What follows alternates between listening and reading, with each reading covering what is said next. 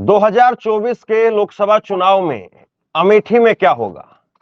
अक्सर हमारे दर्शक लोग इस बात को पूछते हैं कि अमेठी में क्या होगा, अमेठी की खबर क्या है, अमेठी में क्या राहुल गांधी लड़ने जा रहे हैं, अमेठी में क्या फिर से तीसरी बार स्मृति ईरानी वर्सेस राहुल गांधी होगा।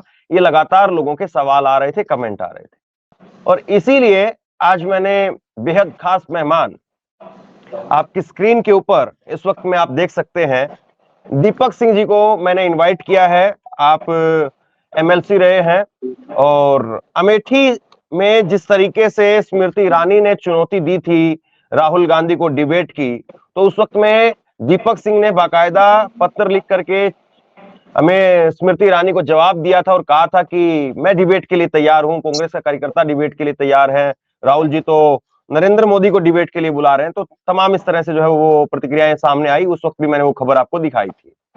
तो सबसे पहले तो आपका बहुत बहुत शुक्रिया।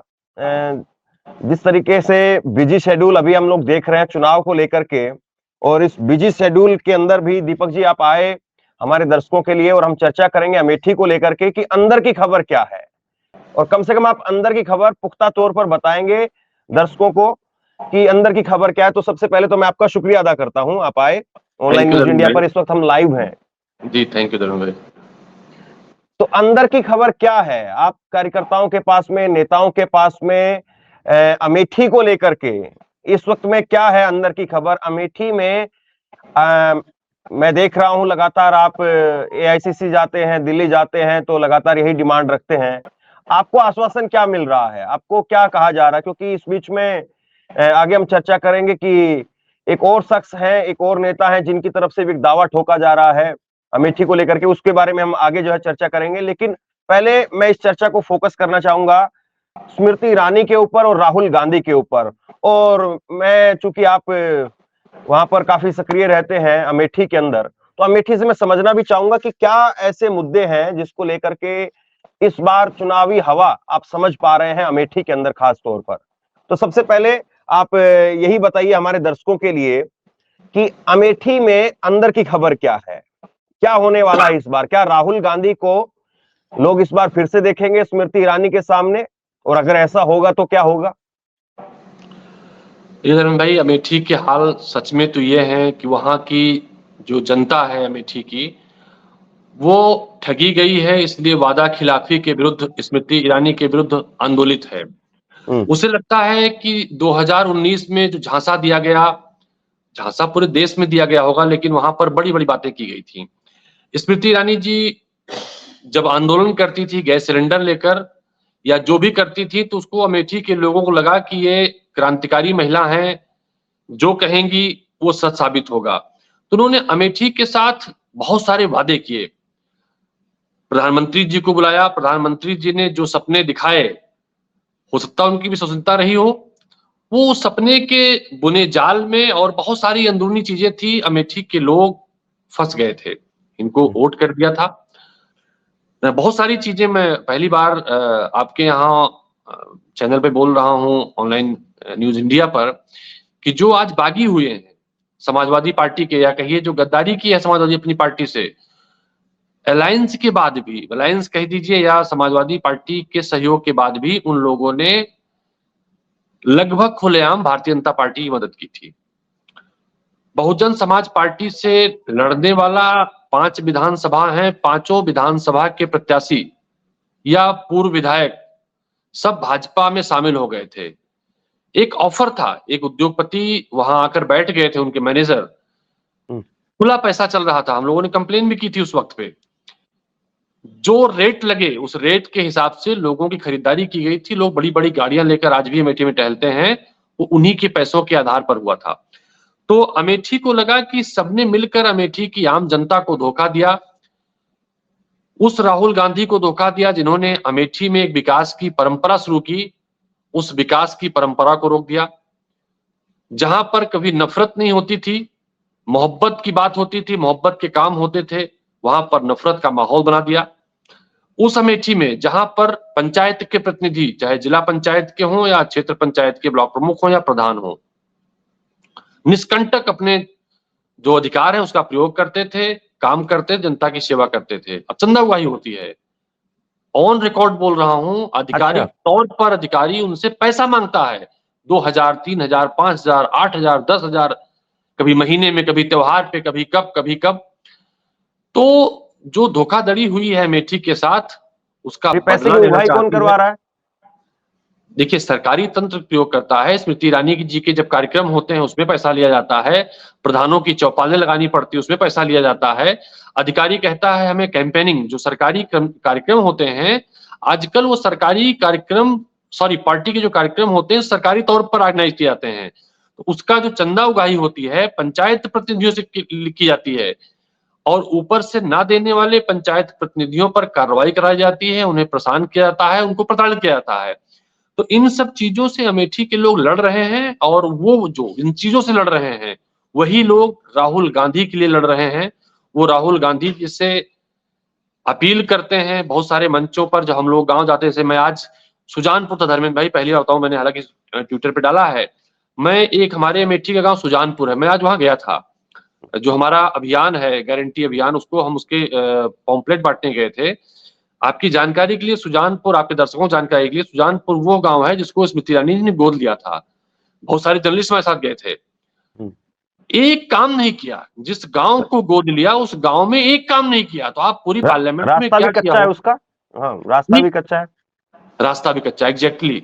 तो आप जिस तरह से वहां पर जो स्थितियां हैं उसको पूरे देश ने देखा, पूरे देश ने समझा, लेकिन जो एक गोदी मीडिया ने माहौल बनाया, वो दिल्ली के मीडिया हाउस के लिए हो सकता है, किसी उद्योगपति के लिए वो मैसेज हो सकता है, लेकिन अमेठी स्मृति ईरानी को बुरी तरह से हराने के लिए और राहुल गांधी जी को जिताने के लिए आतुर है, परेशान है, और राहुल गांधी जी का इंतजार कर रही है। नहीं नहीं, लेकिन सवाल सबसे पहले तो आपसे यही है ना, स्मृति ईरानी पर तो हम आएंगे ही, स्मृति ईरानी पर तो हम चर्चा करेंगे ही, लेकिन पहले कांग्रेस की तरफ से कौन आ रहा है? कांग्रेस की तरफ से क्या राहुल गांधी आ रहे हैं?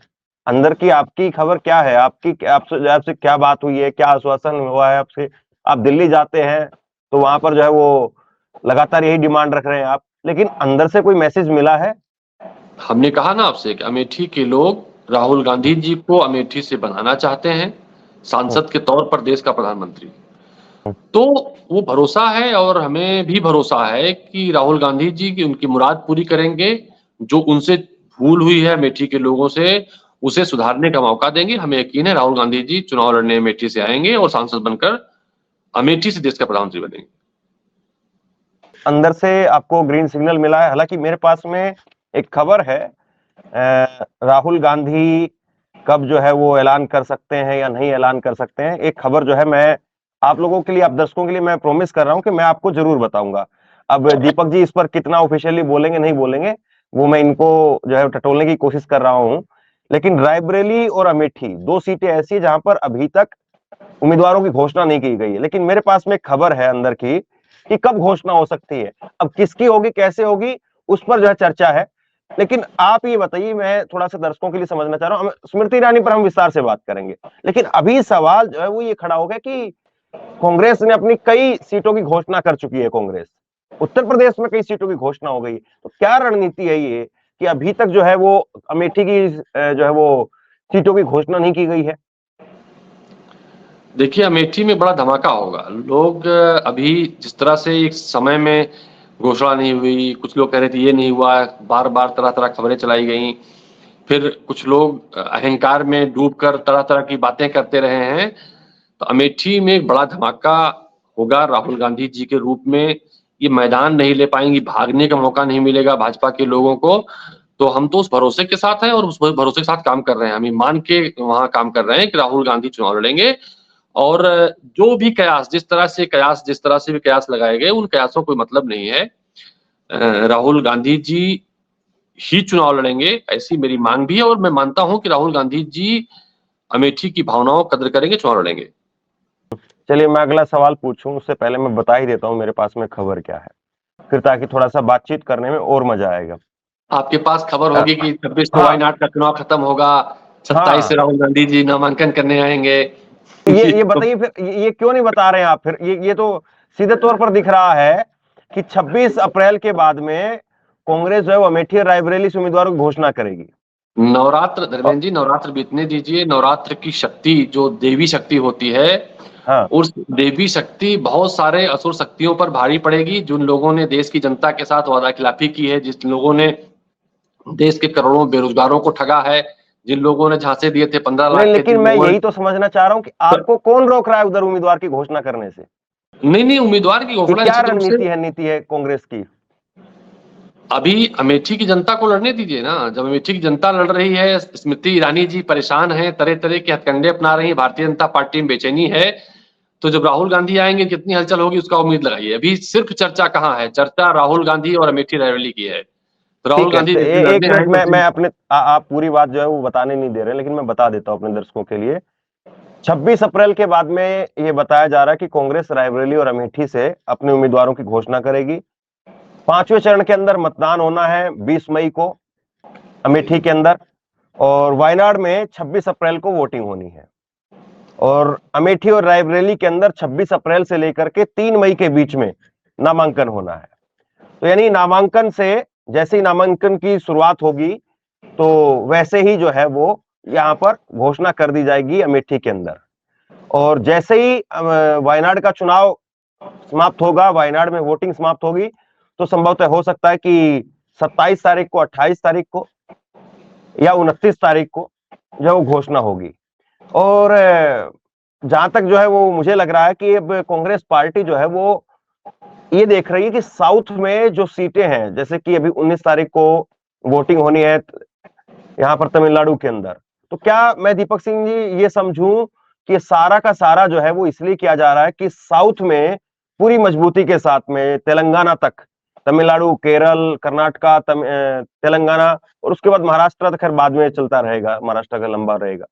तो ये यहाँ पर जो है वो आप ये सोच रहे हैं कि यहाँ पर अगर हमारी राहुल गांधी को लेकर के अमेठी की बात ना हो और वहां पर जो है वो एकजुट होकर के केवल राहुल गांधी वायनाड है, या राहुल गांधी साउथ की तरफ देख रहे हैं, कांग्रेस पार्टी साउथ की तरफ देख रही है, बस यही सब जो है वो आप माहौल बना करके साउथ में सीटें ज्यादा जो है वो लेना चाह रहे हैं, क्या यही रणनीति है फिर आपकी?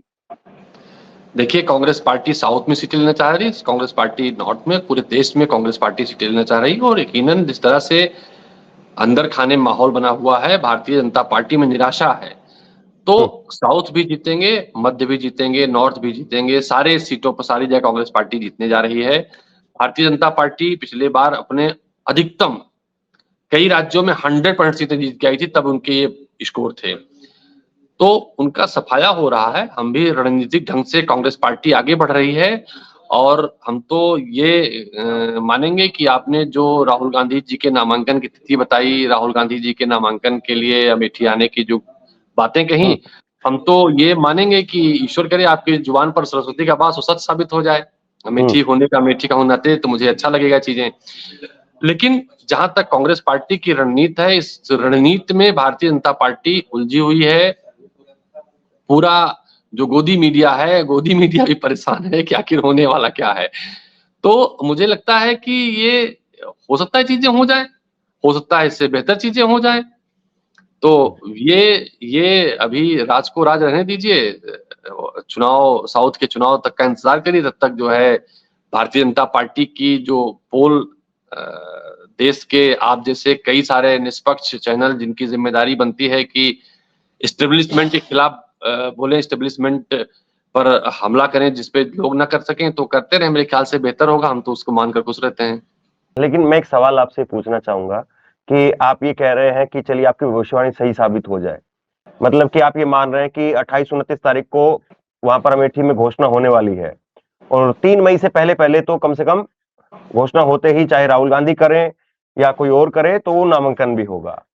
क्या 20 दिन की तैयारी में, 20 दिन की तैयारी के अंदर, क्योंकि फिर आप मान करके चलिए 20-22 दिन का समय कांग्रेस के पास में वहां पर होगा, आप लोगों के पास में वहां पर होगा, क्या पता फिर जो है वो राहुल गांधी अगर नहीं रहे तो आपको जो है दांव पर लगा दिया जाए, आपको जो है ये टिकट दे दी जाए। तो 20-22 दिन के अंदर क्या स्मृति ईरानी को, बीजेपी को डबल इंजन, ट्रिपल इंजन, और कहीं कहीं पर तो 4-4 इंजन लगे हुए हैं, तो क्योंकि कई विधायक भी उनके हैं, सांसद वही हैं ही, योगी आदित्यनाथ का, मोदी का इंजन, फिर योगी आदित्यनाथ का इंजन, फिर स्मृति ईरानी का इंजन, फिर नीचे विधायकों का इंजन भी लगा हुआ है, तो 4-4 इंजन भी कई जगह लगे हुए हैं।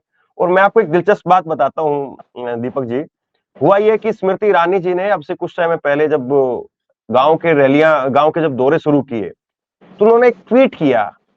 वो ट्वीट उन्होंने किया कि मैं कल जो है फला फला गांव के अंदर मौजूद रहूंगी, और आप लोग, अगर आपकी गलियां नालियां बिजली की समस्या है तो आप लोग आइए। तो मैंने उस पर खबर की कि 5 साल की सरकार जो है चली, यहाँ पर जो है नरेंद्र मोदी की नेतृत्व में कम से कम डबल इंजन की या ट्रिपल इंजन की आप मान करके चले चली है। वैसे तो 10 साल अब पूरे होने जा रहे हैं, लेकिन स्मृति ईरानी जीतने के बाद में 2019 से अब 5 साल पूरे हो रहे हैं तकरीबन। 5 साल बाद में भी स्मृति ईरानी विधायकों तक होने के बावजूद भी गलियों की नालियों की बात कर रही है। तो ये फिर उसके बाद में उन्होंने वो अपनी लाइन हटा दी। जो उनके बाद में जो दौरे की जो खबरें आई, तो उन्होंने केवल इतना लिखना शुरू किया कि आपकी जो समस्या है उसके लिए आप आइए। बाकी वो पहले नालियों तक पहुंच रही थी। तो मैं सवाल ये दूसरे तरीके से भी इसको देखता हूं कि देखिए, आपका सामना जो है वो अब स्मृति ईरानी जो पहले एक तरह से वहां पर राहुल गांधी के सामने आ रही थी, अब वो घर भी बनवा चुकी है वहां पर, हालांकि बिल्कुल आखिरी में बनवाया है। वादा जो है शुरुआत में किया गया, बिल्कुल आखिरी में। अब वो वहां की वोटर लिस्ट में भी आ गई है। तो मुश्किल आपके लिए बढ़ गई है, चैलेंज बढ़ गया है। और क्या 20 दिनों के अंदर, या आपकी इससे पहले की कोई तैयारी चल रही है, क्या स्मृति ईरानी को हराया जा सकता है वहां पर? जनता चुनाव लड़ रही तो हार सुनिश्चित है। देखिए, दो चीजें, आपकी सारी बातों को मैं क्रमवार बताता हूँ। देश में आप देश का बड़ा प्लेटफॉर्म है आपका, बहुत सारे लाखों व्यूअर हैं आपके, सबसे ज्यादा होंगे मेरे ख्याल से। कोई जनप्रतिनिधि इसलिए चुनाव लड़ता है अपना घर बनवाए हो? शर्म नहीं आती इन भाजपाइयों को और स्मृति ईरानी को कि कहती है गर्व के साथ हमने अपना घर बनवा लिया, कई सारे घर उजाड़ के, कई सारे सड़कें वहां पर खोद के, तमाम सारी फैक्ट्रियां, तमाम सारी शिक्षण संस्थान, तमाम सारे फूड पार्क अमेठी के बंद करा के। ये बेशर्मी की इंतहा है कि अगर वो कहती हैं कि हमने अमेठी में घर बना लिया, 6 घर पहले बना चुकी हैं, मैंने उसको सोशल मीडिया प्लेटफॉर्म पे दिया था। चांदनी चौक लड़नी गई थी तब भी पता दूसरा था उनका, उसके बाद दूसरा पता था, मुंबई का पता है, गुजरात का पता है। ये पता बदलने वाली, लापता होने वाली है 2019 में। अमेठी की जनता गुस्से में है कि वादा किया था अमेठी की सड़कें बनाने का, वादा किया था अमेठी में फैक्ट्री लगाने का, वादा किया था 13 रुपए की चीनी दिलाने का, वादा किया था सिलेंडर सस्ता दिलाने का, वादा किया था किसानों की आय दुगनी करने का, वादा किया था इन्होंने कि हम यहाँ पर उद्योग लगाएंगे। तमाम सारे वादे पूरे किए थे। उसके बाद भी सिर्फ अपना घर बना सकी वो? कितनी बेशर्मी की बात है। क्या आने वाले समय में देश ऐसे माहौल में जाएगा कि लोग वादा करेंगे हमें आप एमपी बनाइए, हम आपके क्षेत्र अपना घर बना लेंगे? आने वाले टाइम पर ग्राम प्रधान ये कहेगा कि आप हमको वोट दीजिए, हमारा मकान कच्चा है, हम बड़ा सा पक्का मकान बना लेंगे। आने वाले टाइम पर विधायक कहेगा कि हम लूट के आपको अपनी विधानसभा में जहां नहीं हमारा घर है वहां बड़ा सा घर बना लेंगे।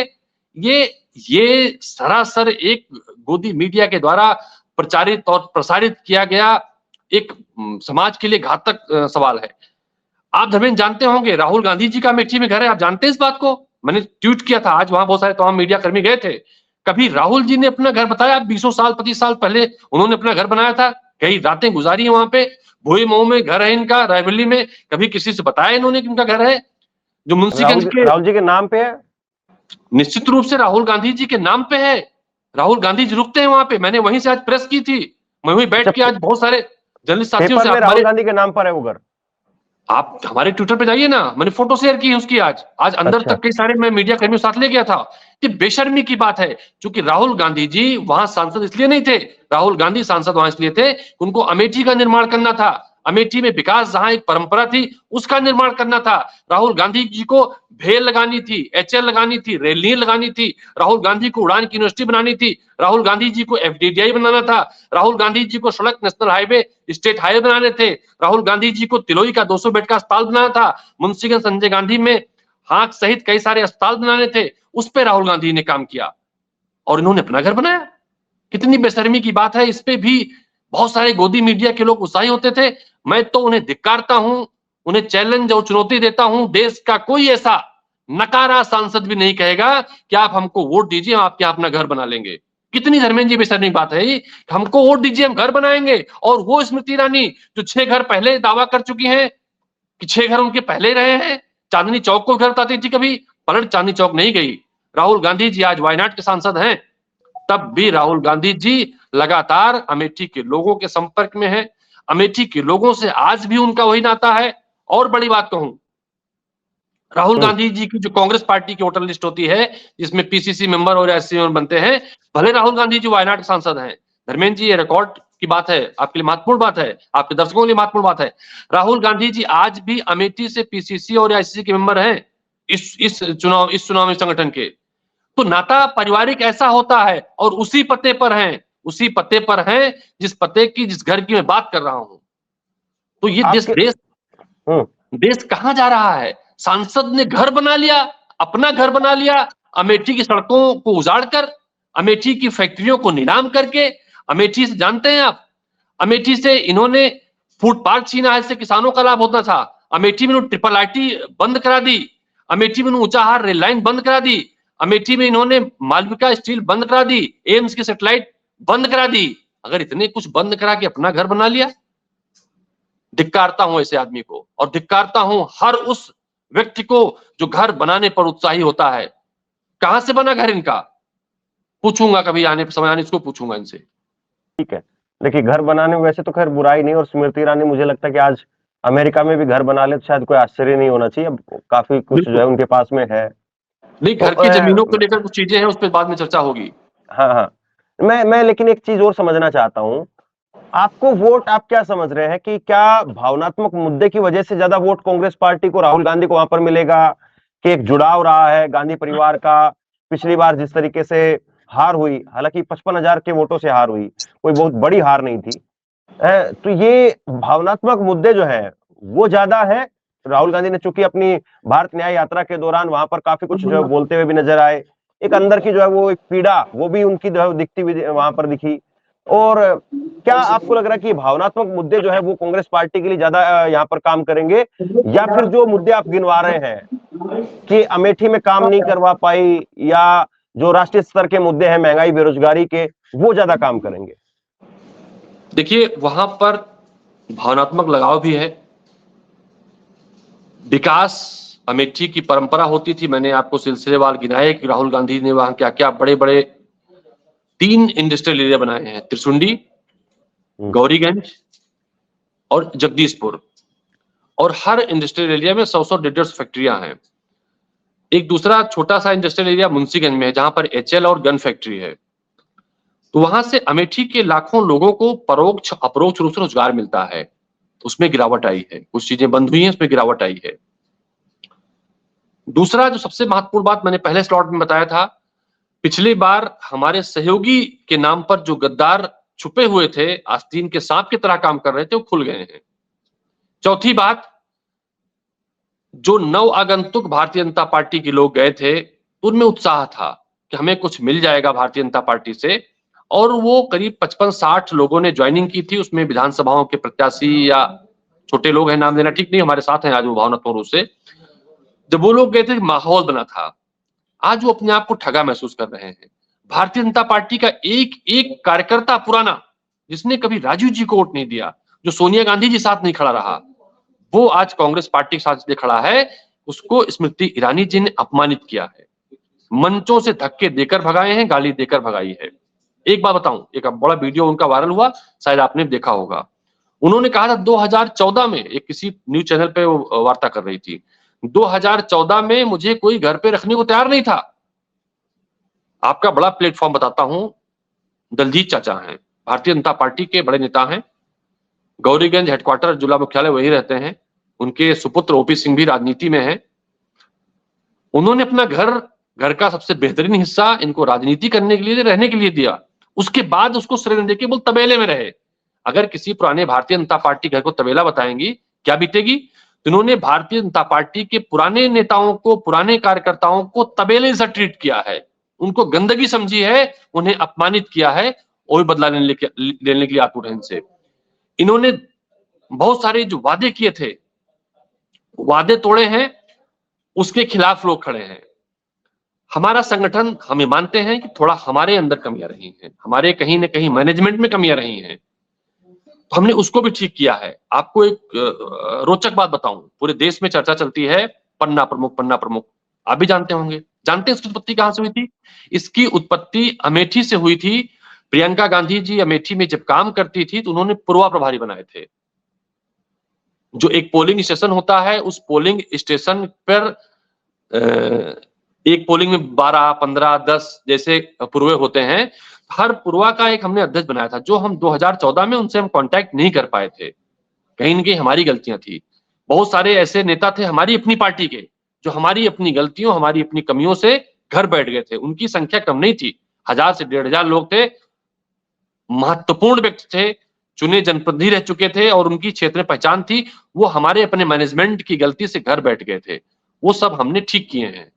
जो पूर्वा प्रभारी का कॉन्सेप्ट प्रियंका गांधी जी ने शुरू किया था, उसको नकल भारतीय जनता पार्टी ने पन्ना प्रमुख के रूप में की थी। अगर इस पे कोई कॉपीराइट लिया होता तो भारतीय जनता पार्टी का यह कॉन्सेप्ट हमारे प्रियंका गांधी जी के द्वारा अमेठी में शुरू किया गया पूर्वा प्रभारी की नकल थी।